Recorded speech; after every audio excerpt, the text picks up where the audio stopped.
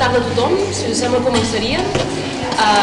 Benvingudes i benvinguts a la presentació d'un llibre que no és molt usual, d'un tipus de llibre que no és molt usual de presentar a les biblioteques, suposo, que és un llibre que parla sobre territori i sobre ecologisme.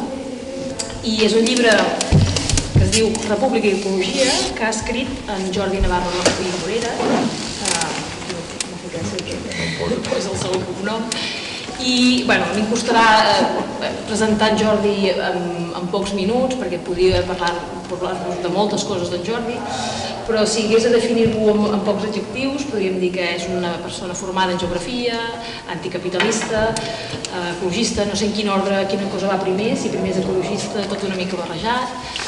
Es va formar inicialment, es va introduir en el món de l'ecologisme a l'Associació de Naturalistes de Girona, després va seguir amb el Full, i doncs va anar continuant amb moltes iniciatives ecologistes, va participar en moltes activitats en contra de la mar, per exemple, va ser el promotor, diria, de l'audiència pública de les obres del TAP a Girona, el 2011, també ha sigut regidor de la CUP del 2011 al 2015, també ha sigut un activista en defensa del Ter, i un llarg, etc de coses relacionades amb el món de l'ecologisme. Jo m'agradaria ara continuar, ja que estem en una presentació d'un llibre que està centrat en el món de l'ecologisme, m'agradaria compartir amb vosaltres un fragment d'un altre llibre, és a dir, presentem un llibre, però he recollit unes paraules d'un altre llibre molt important, i ara veureu per què us ho dic, i que m'agradaria compartir. Diu així: per primera vegada en la història del món, tot ésser humà es troba ara en contacte amb productes químics perillosos, des del moment de la seva concepció i fins a la seva mort. Se n'han trobat en peixos de remots llacs de muntanya, en cucs enterrats al sol, en els ous d'ocells i en el propi home. Aquests productes químics es troben ara emmagatzemats en els cossos de la gran majoria d'éssers humans. Aquest fragment que us he compartit el va escriure Rachel Carson l'any 1962. Per als que venim del món ecologista, és un referent, és una icona a nivell mundial al món de l'ecologisme, és una persona que va lluitar durant tota la seva vida perquè es reconeguessin els riscos que tenia l'ús de determinats productes químics en els camps. I va tenir una feina molt dura, va ser una feina poc reconeguda, penso jo, a nivell personal, d'una lluita pel reconeixement de com impactava l'activitat humana, no només en els humans, sinó en els éssers vius. Especialment es va enfocar amb el DDT i va fer tota una sèrie d'escrits que els va publicar en un llibre, que precisament per això volia compartir-ho, que es diu La primavera silenciosa. Per molts ecologistes és el punt d'inici, va ser un llibre que molta gent reconeix que és el punt d'inici a nivell filosòfic i polític del moviment de l'ecologisme, diguéssim. Llavors, és una persona que penso que és molt important en un dia com avui que presentem un llibre que es diu República i Ecologia, que sobretot parla d'ecologisme, doncs tornar enrere i recordar d'on venim. Venim de moltes persones que abans que nosaltres han treballat en aquest tema i han volgut posar de relleu que la nostra activitat humana acaba tenint unes conseqüències.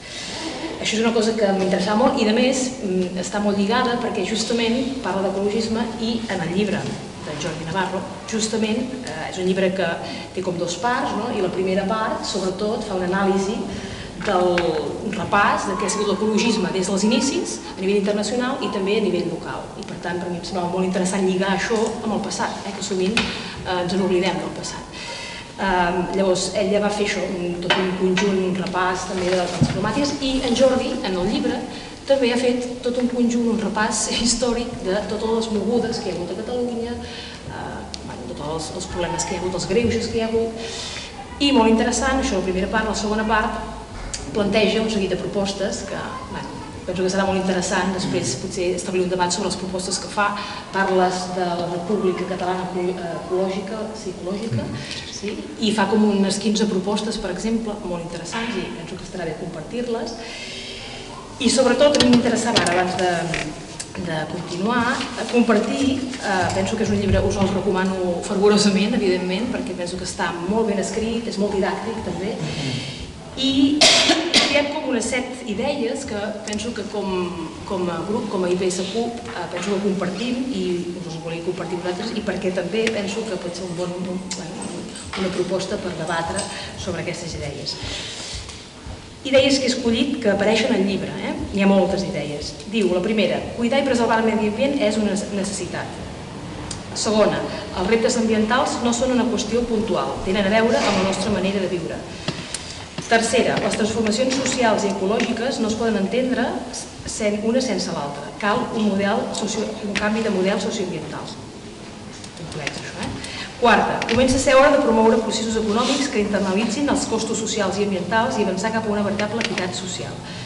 Cinquena, la democràcia i la natura són tresors que cal preservar i millorar. Sisena, només una societat amb accés públic i universal a la cultura i l'educació pot afrontar els reptes, el canvi de paradigma que el nostre planeta haurà d'afrontar. I setena i última, és urgent i necessari traçar uns espais de transició, seria suposo que el que diuen ara transició ecològica, cap a una nova civilització que tingui en compte els límits de la biosfera i que elimini les desigualtats socials entre els humans. Cal una regeneració democràtica que superi l'actual i limitador marc institucional. Cal apel·lar a la corresponsabilitat ciutadana en tots els sentits.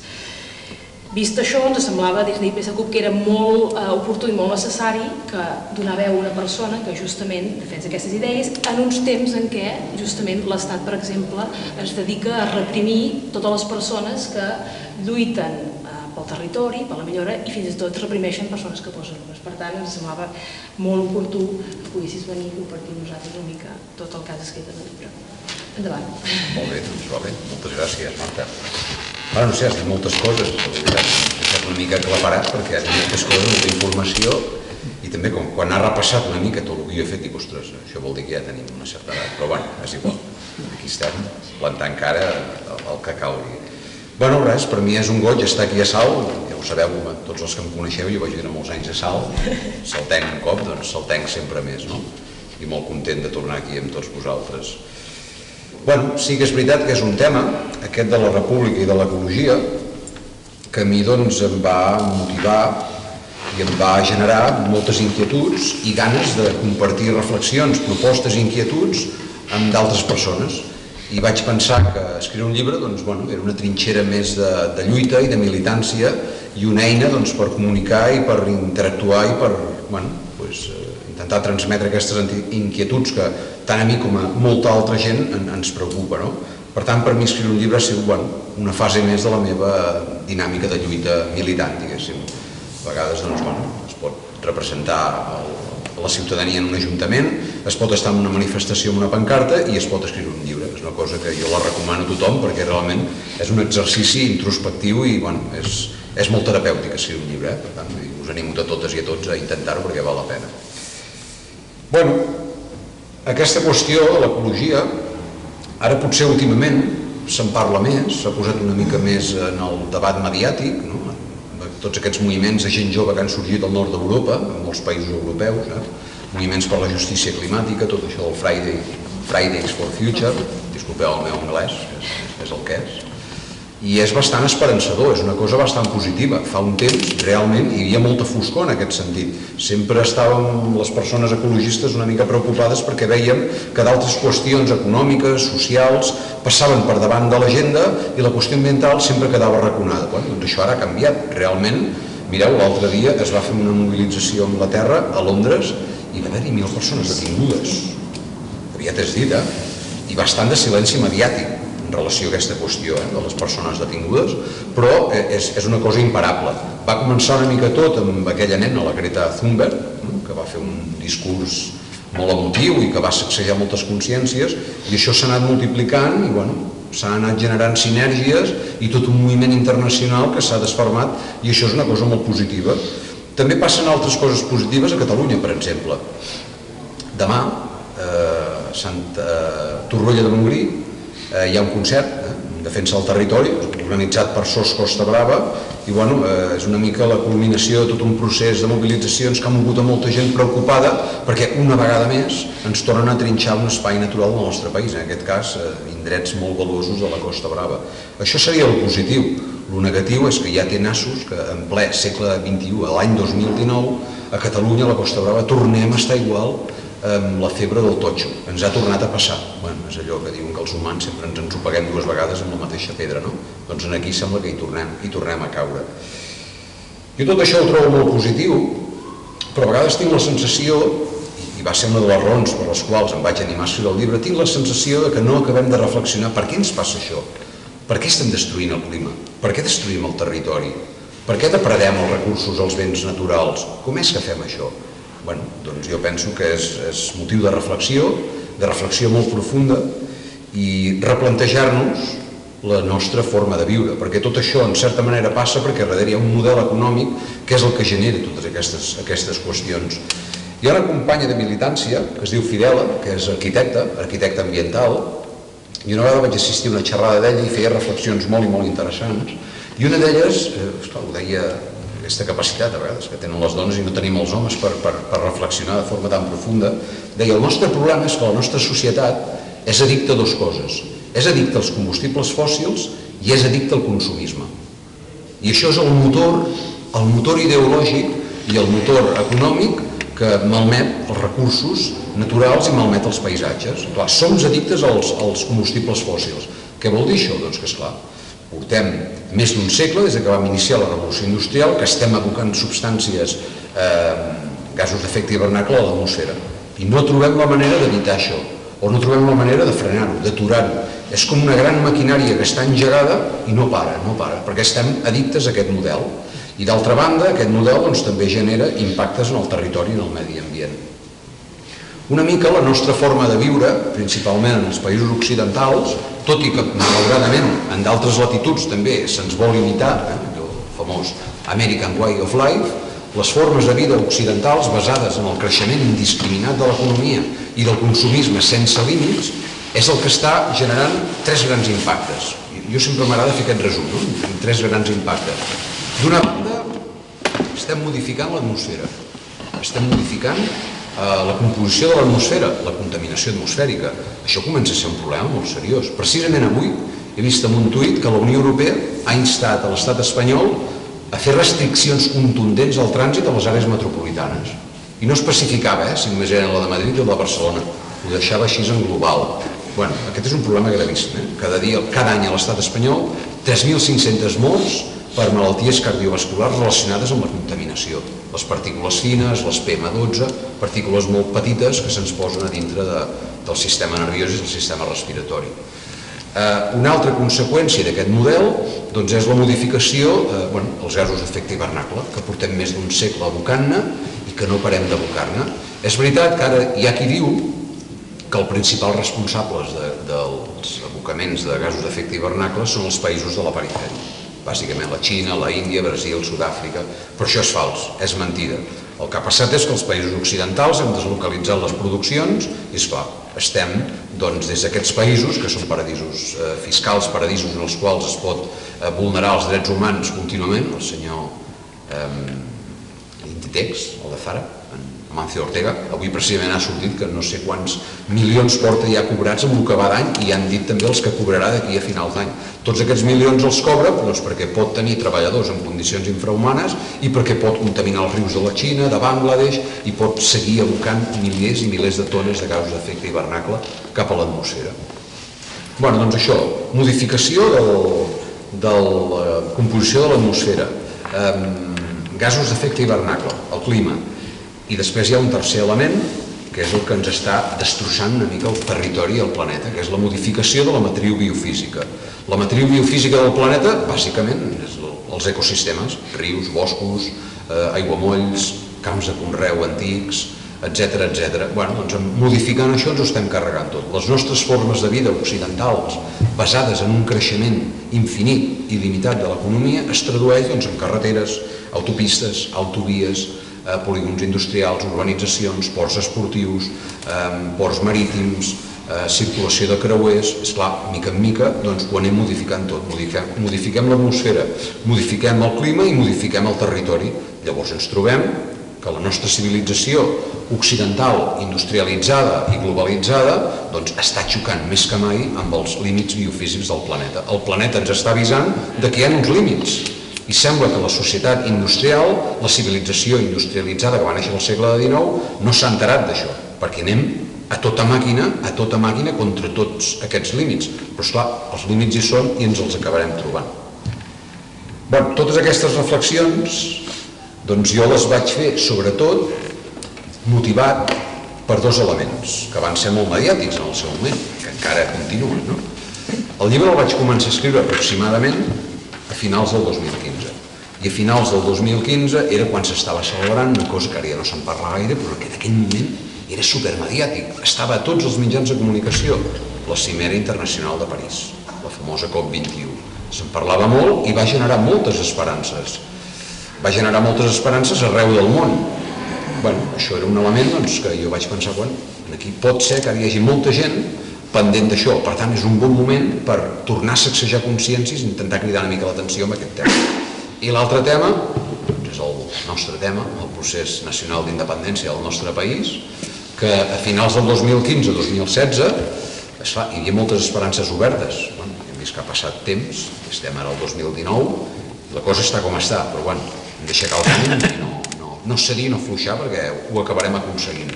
Però en aquest moment, diguéssim, hi havia moltes esperances i molta gent d'aquest país no s'esperava del que seria capaç l'estat espanyol. Després tothom ho ha vist i tothom ara ja sap de què és capaç. Amb això vull dir que jo en aquell moment em vaig sentir molt motivat a explicar i sobretot a plantejar una gran pregunta.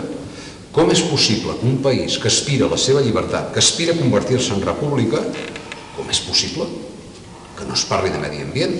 Com és possible que els principals partits polítics d'aquest país, les principals institucions, les principals associacions civils, l'ANC, Òmnium, no estiguin parlant del problema gravíssim ambiental que tenim? Com pot ser que Catalunya no posi això al centre del debat? Com pot ser que el meu país no vulgui ser capdavanter amb això i en canvi vulguem ser capdavanters amb desigualtat, volem ser capdavanters en destrucció del territori i altres misèries? Jo vaig pensar, ara és la meva. Ara em poso d'escriure i vaig estar molt de temps escrivint i sí que recordo que va anar passant tot el que va passar, va arribar l'octubre i jo ja tenia el llibre acabat, però esclar, vam parlar amb l'editor, no el publiquem encara, el de l'1 d'octubre ha de sortir d'una manera o d'una altra.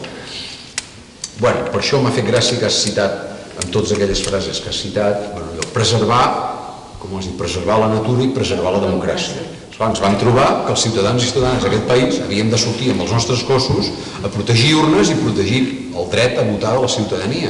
I a la vegada, contínuament, les persones ecologistes que ens estimem la natura, hem d'estar contínuament mobilitzant-nos per protegir un bé tan preuat com és el territori, la natura, els béns comuns, el que ens garanteix la vida, en certa manera. Una mica tot això va ser el que em va motivar-me a escriure i a plantejar inquietuds, a plantejar interrogants, però també a fer propostes en positiu. A mesura que anava escrivint el llibre, i després un cop ja el vam publicar i he anat fent xerrades pels llocs, vaig tenir també molt i molt clar que les persones ecologistes, les persones que tenim consciència ambiental i que ens hem mobilitzat i que d'una manera o altra estem organitzades, hem comès bastants errors. Jo el primer, jo també n'he comès molts errors. Moltes vegades des de l'ecologisme tendim a ser catastrofistes, tendim a ser més aviat pessimistes. I a veure, hi ha motius, hi ha motius per ser pessimistes. Si us llegiu els informes que estan penjats a la xarxa de l'IPCC, el famós el grup de científics de l'ONU que estudien el clima i que estan alertant i advertint, són una mica inquietants, la veritat. I esclar, això les persones ecologistes ho transmetem i automàticament és inevitable, és una mica inevitable caure en un llenguatge catastrofista i a vegades fins i tot apocalíptic. Jo he arribat a la conclusió que això és contraproduent. No funciona, no funciona. Jo sóc el primer en ser el més catastrofista i el més negatiu a vegades, però a l'hora de transmetre, a l'hora de comunicar, si el que pretenem és que més persones s'afegeixin a aquesta causa, jo crec que ens hem de replantejar el registre discursiu i mirar de buscar altres formes per arribar a la ciutadania. Perquè realment hi ha gent preocupada per aquest tema, hi ha molta gent preocupada i motivada.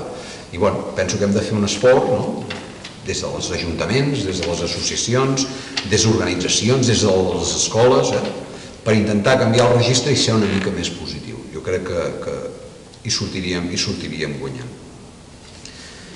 El llibre, una mica l'estructura del llibre, la Marta ja ha explicat moltíssimes coses, després si vols podem repassar una mica aquells punts, perquè jo ara no els recordo tot, però sí que és veritat que una mica el llibre té dos parts i una introducció, i fa primer una mirada retrospectiva, perquè jo considero que és molt important saber d'on venim. Si volem anar a algun lloc hem de saber d'on venim exactament. I en aquesta mirada retrospectiva vaig investigar una mica els orígens de l'ecologisme a nivell nacional, català, nostre, i a nivell internacional. Hi ha coses molt i molt interessants. També en el llibre hi vaig fer una mica de recull de problemes ambientals, perquè els problemes ambientals, ara n'hi ha un de molt conegut i molt mediàtic, i quan en parlo, el canvi climàtic, que a mi no m'agrada aquesta expressió. Podem parlar de xoc climàtic, podem parlar de caos climàtic, podem parlar de desestabilització climàtica. Esclar, un canvi, el terme canvi, esclar, no té per què ser negatiu. És una cosa descriptiva, un canvi, canviar alguna cosa. La situació del clima és molt greu com per qualificar-la només de canvi.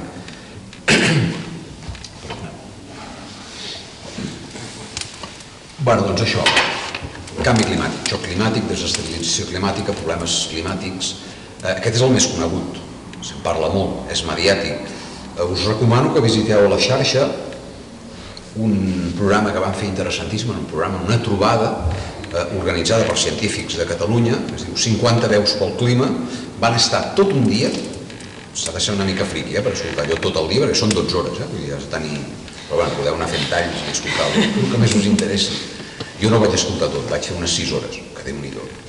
Bueno, això, 50 veus pel clima. Està penjat a la xarxa i són tot de veus autoritzades, científics de Catalunya i d'altres indrets, doncs alertant de la situació i donant moltes i moltes dades, en un intent de fer una crida a la comunitat política d'aquest país i empresarial i econòmica i ciutadana a fer canvis, perquè s'han de fer canvis immediats i de forma contundent i profunda.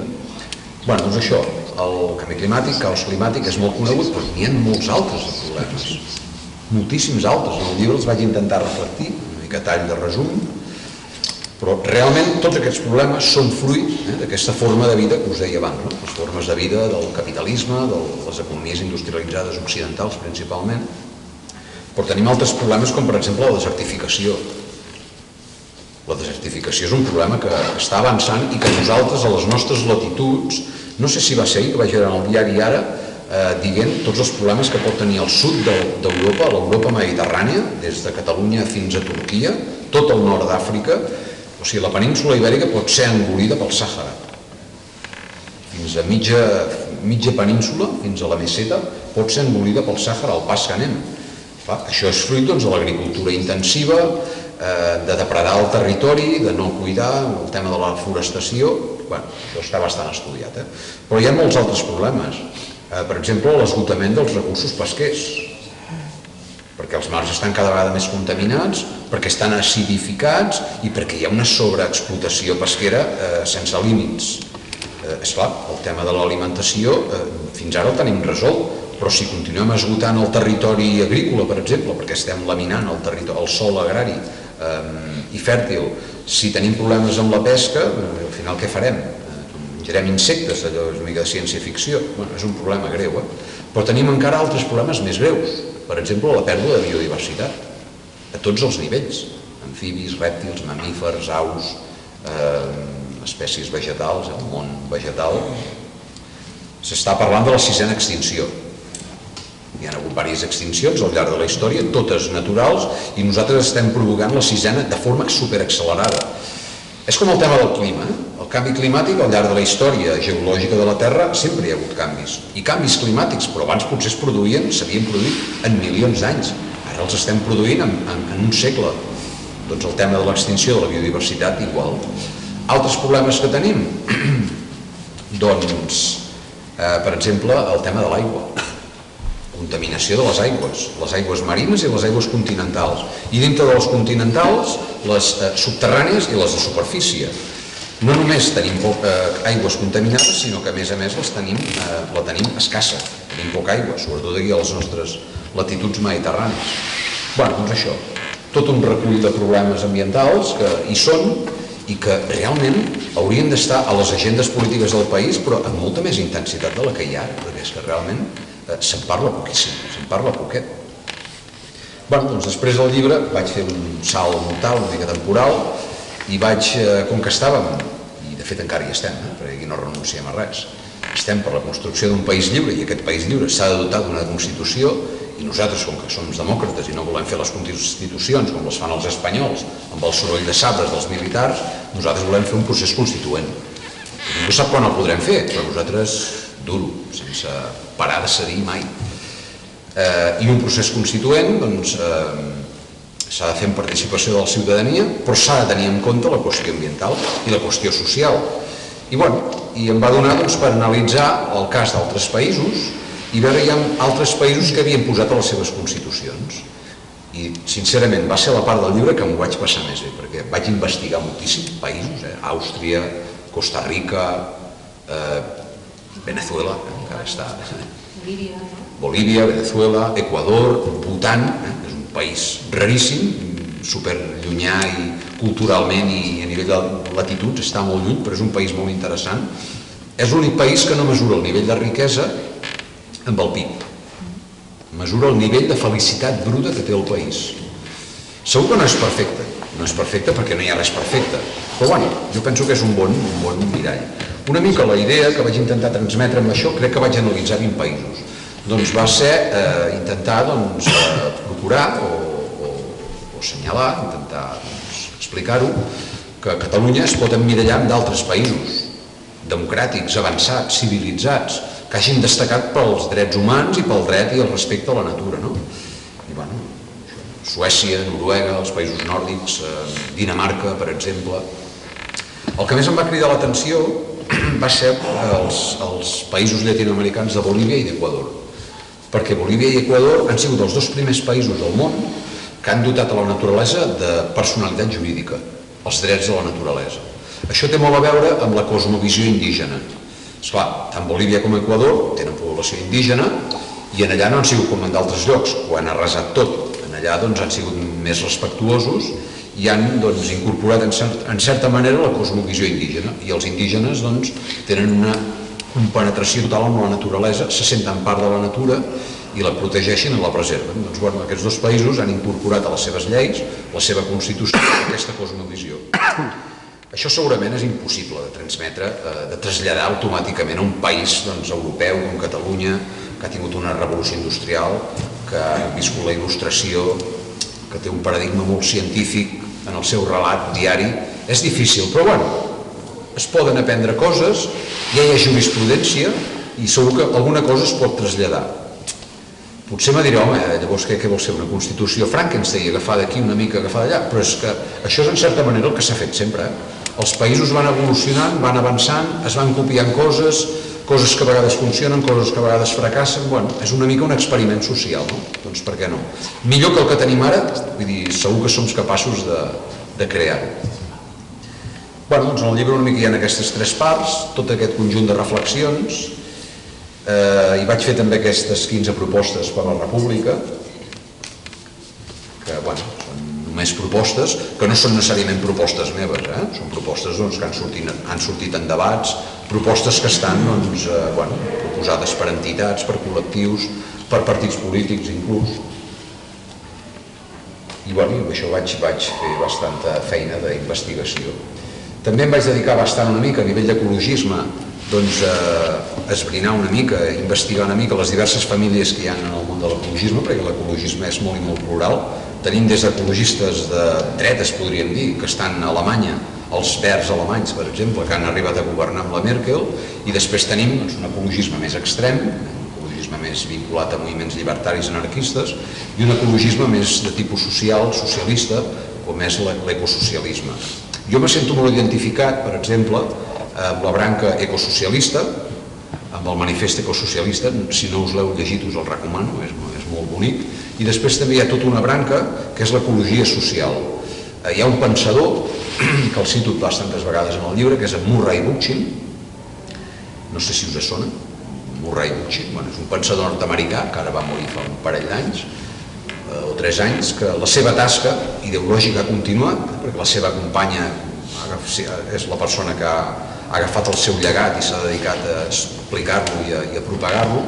Doncs en Murray Bookchin va crear l'ecologia social, va fer tot unes reflexions, i curiosament, és molt i molt curiós, i us ho explicaré ara, és una mica una mena de carambola de la història. O sigui, en Murray Bookchin era nord-americà, devia tenir ara uns 80 anys quan va morir. Va estar a Catalunya als anys 30, abans d'esclatar la Guerra Civil, i va entrar en contacte amb els moviments llibertaris catalans, la CNT de l'època, que va arribar a ser hegemònica a Catalunya, que és un període de la nostra història apassionant. Van fer aquesta gent coses molt, molt interessants. Ja en aquella època ja feien coses relacionades amb el tema ambiental. Doncs en Murray Bookchin va entrar en contacte amb ells, després va passar el que va passar, la guerra i tal, ell ja havia marxat, i va estar molt de temps estudiant-ho, i tot això ho va escriure. Tot això va quedar escrit i va quedar reflectit a l'ecologia social, que hi ha un llibre que es diu Municipalisme llibertari i ecologia social, molt recomanable, i aquest llibre va arribar a les mans de l'Abdullah Al-Kalam, que és el líder del Partit Treballador del Kurdistan. Doncs l'Abdullah Al-Kalam va continuar escrivint i va escriure una cosa que es diu confederalisme democràtic, molt inspirat en Murray Bookchin, amb coses que havien passat a Catalunya. I el confederalisme democràtic s'ha aplicat, com s'ha pogut en un context de guerra i moltes dificultats, al nord de Síria, en un cantó kurd, de majoria kurda. És una cosa increïble. Una cosa que va passar a Catalunya fa 70 anys ha acabat ressorgint en ple segle XXI a l'Orient Mitjà, en un context de guerra, i aquella gent, en un context de guerra, imagineu-vos, han fet ecologia política, han donat molta importància a la qüestió social, a la qüestió femenina, de gènere, empoderar la dona, i a la vegada el respecte al territori, perquè allà en aquella zona, tot el que és l'Orient Mitjà, han tingut molts problemes ambientals a causa de la guerra. Jo una vegada vaig tenir l'oportunitat de parlar, de fet, el llibre l'acabo amb una frase d'un ecologista kurd que va venir a Girona fa un parell d'anys, o 3 anys, i ell deia, anem a compartir la terra, l'aigua i l'aire, anem a compartir els béns comuns que ens dona la terra. Doncs, esclar, l'Orient Mitjà és una zona que ara, esclar, quan en parlem, esclar, guerra, Síria, només ens ve al cap això, però realment és una zona molt apassionant i molt interessant, amb un medi ambient fantàstic, però que, esclar, ha estat totalment arrasat per la situació de guerra. I els kurds, han intentat restaurar una mica tot això i s'han inspirat molt en totes aquestes idees.